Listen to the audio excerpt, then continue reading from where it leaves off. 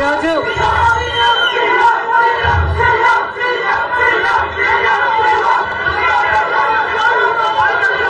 ఒక్కసారి మీకు తెలియని విషయం కాదు, మీడియాకు తెలియని విషయం కాదు, ప్రజలకు తెలియని విషయం కాదు. కానీ గత 5 సంవత్సరాలుగా ఆంధ్ర రాష్ట్రంలో యువజన శ్రామిక రైతు కాంగ్రెస్ పార్టీ అధికారంలో ఉంది. అంతకుముందు 5 సంవత్సరాలు తెలుగుదేశం పార్టీ అధికారంలో ఉంది. ఈ 10 సంవత్సరాలుగా రాష్ట్రంలో అభివృద్ధి జరిగిందా అంటే ఏమిటి సమాధానం? మన రాష్ట్రం ఏర్పడే నాటికి మన రాష్ట్రానికి ఉన్న అప్పులు 1,00,000 కోట్లు. చంద్రబాబు గారు ముఖ్యమంత్రి అయిన 5 సంవత్సరాలకి ఆయన చేసిన అప్పులు 1,00,000 కోట్లు. ఆ తర్వాత వైసీపీ ముఖ్యమంత్రి జగన్ రెడ్డి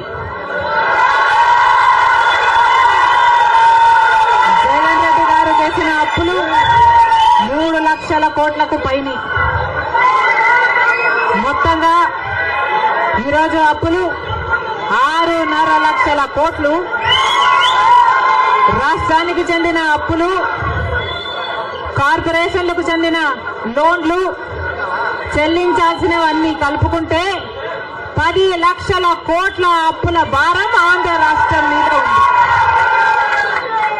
మరి ఇంత అప్పులు చేశారే, ఇన్ని డబ్బులు తెచ్చారే, మరి రాష్ట్రంలో ఏదైనా అభివృద్ధి జరిగిందా అని భూతద్దం పెట్టి చూసినా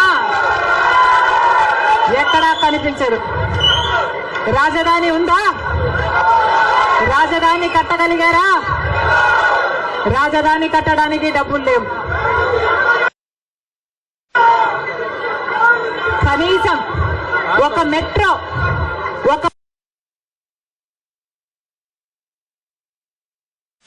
అయినా ఉందా? ఆంధ్ర రాష్ట్రంలో ఒక్క మెట్రో అయినా ఉందా? విజయవాడలో కనీసం ఒక్క మెట్రో అయినా ఉందా? ఎక్కడా లేదు, కనిపించదు. 10 సంవత్సరాలలో కనీసం 10 కొత్త పెద్ద పరిశ్రమలైనా వచ్చినాయా? రాలేదు. పరిశ్రమలు వస్తే మన బిడ్డలకు ఉద్యోగాలు వచ్చేవి. వచ్చినాయా మన బిడ్డలకు ఉద్యోగాలు? రాలేదు. కనీసం రోడ్లు వేసుకోవడానికి కూడా డబ్బులు లేవు ఆంధ్ర రాష్ట్రంలో. కనీసం ప్రభుత్వ ఉద్యోగస్తులకు జీతాలైనా సమయానికి ఇస్తున్నారా? దానికైనా డబ్బులున్నాయా? దానికి కూడా డబ్బులు లేవు. దేనికి డబ్బులు లేవు. అభివృద్ధి జరగలేదు. కానీ దళితుల మీద జరిగే దాడులు మాత్రం 100కు 100% పెరిగాయి. ఎక్కడ చూసినా ఇసుక మాఫియా, ఎక్కడ చూసినా లిక్కర్ మాఫియా, ఎక్కడ చూసినా మైనింగ్ మాఫియా, ఎక్కడ చూసినా దోచుకోవడం, దాచుకోవడం. ఇంతకంటే ఏం జరిగింది?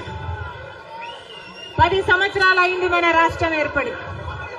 స్పెషల్ స్టేటస్ గురించి, స్పెషల్ స్టేటస్ వస్తే మన రాష్ట్రానికి స్పెషల్ స్టేటస్ వస్తే, ఆంధ్ర రాష్ట్రానికి స్పెషల్ స్టేటస్ వస్తే ట్యాక్స్ డిడక్షన్స్ వస్తాయి, రాయితీలు, ఇన్సెంటివ్స్ వస్తాయి, పరిశ్రమలు వస్తాయి.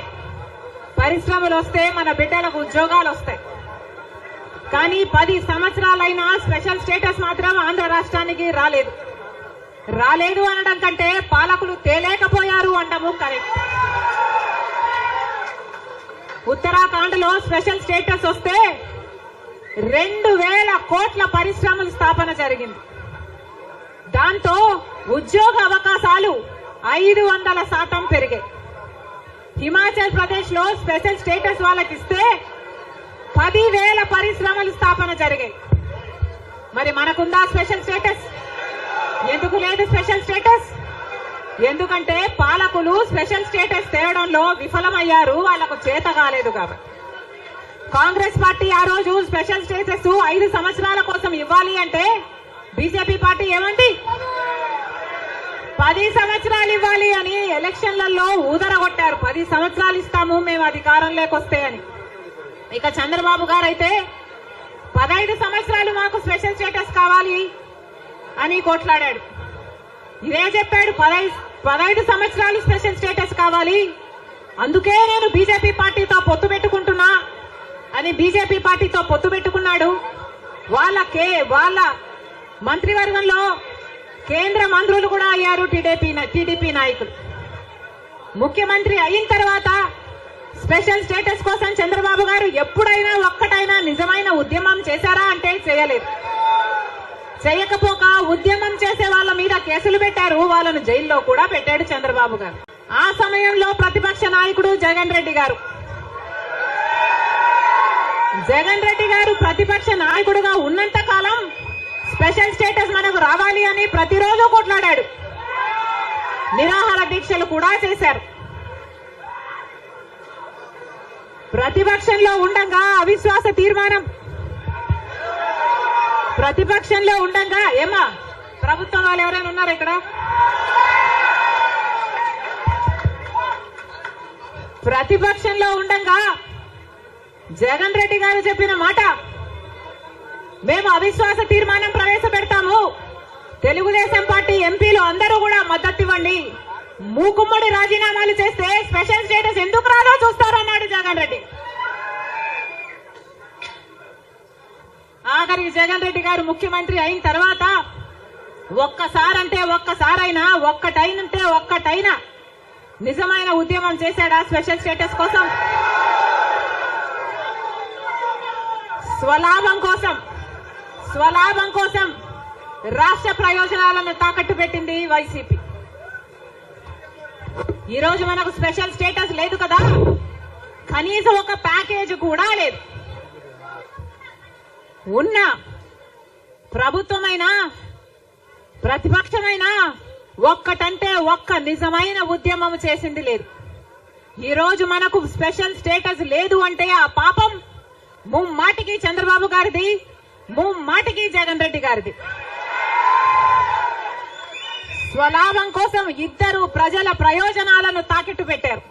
టీడీపీ అంతే, వైసీపీ అంతే, దొందే. అమరావతి రాజధాని అమరావతి అన్నాడు చంద్రబాబు గారు, సింగపూర్ చేస్తానన్నాడు. 3D గ్రాఫిక్స్ మొత్తం గుర్తుందా? 3D గ్రాఫిక్స్ చూపించాడు చంద్రబాబు గారు. పోనీ అమరావతి రాజధాని అయిందా అంటే అది కాలేదు. జగన్ రెడ్డి గారు వచ్చారు, 1 కాదు 3 రాజధానిలు అన్నారు. పోనీ 3 రాజధానిలు అయ్యాయా అంటే ఒక్కటి కూడా లేదు. ఈరోజు మనకు రాజధాని ఏది అంటే ఏదో మనకే అర్థం కాని పరిస్థితి. ఒకటైనా ఉందా అంటే ఏదీ లేదు, ఒకటి కూడా లేదు. మరి ఏమి సాధించుకున్నట్టు? పోలవరం ప్రాజెక్ట్ ఎప్పుడో 1941లో పోలవరం ప్రాజెక్టు కట్టాలనుకుంటే సాధ్యపడలేదు. ఆఖరికి రాజశేఖర్ రెడ్డి గారు ముఖ్యమంత్రి అయిన 2004లో రాజశేఖర్ రెడ్డి గారు జలయజ్ఞంలో భాగంగా పోలవరం ప్రాజెక్టును స్థాపించడం జరిగింది. రాజశేఖర్ రెడ్డి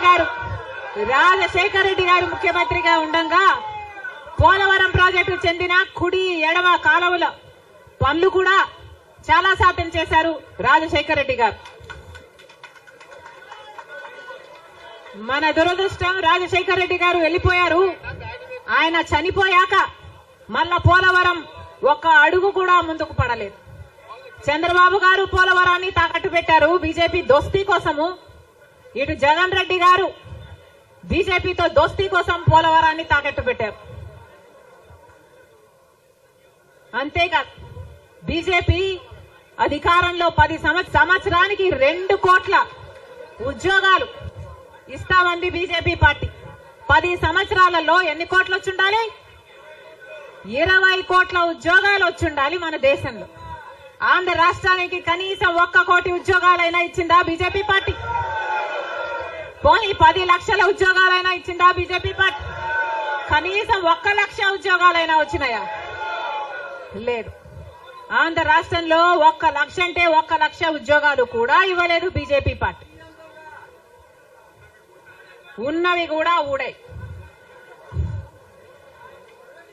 బీజేపీ పార్టీ ఆ రోజు చెప్పిన మాట, రైతులకి ఆదాయము డబుల్ చేస్తామన్నారు. రైతుల ఆదాయం డబుల్ చేయడం ఏమో గాని రైతులకున్న ఖర్చులు 10 ఇంతలు పెరిగాయి. ఈరోజు అప్పు లేని రైతు ఉన్నాడా? అప్పు లేని రైతు ఎవరైనా ఉన్నారా అని ఎవరిని అడిగినా లేదమ్మా, అప్పుల పాలైపోయాం. రైతు అన్నవాడు ఆత్మహత్యలు చేసుకున్నా గాని ఎవ్వడు పట్టించుకునేవాడు లేడు. మరి ఎందుకున్నట్టు బీజేపీ పార్టీ అధికారంలో ఏం చెప్పారు?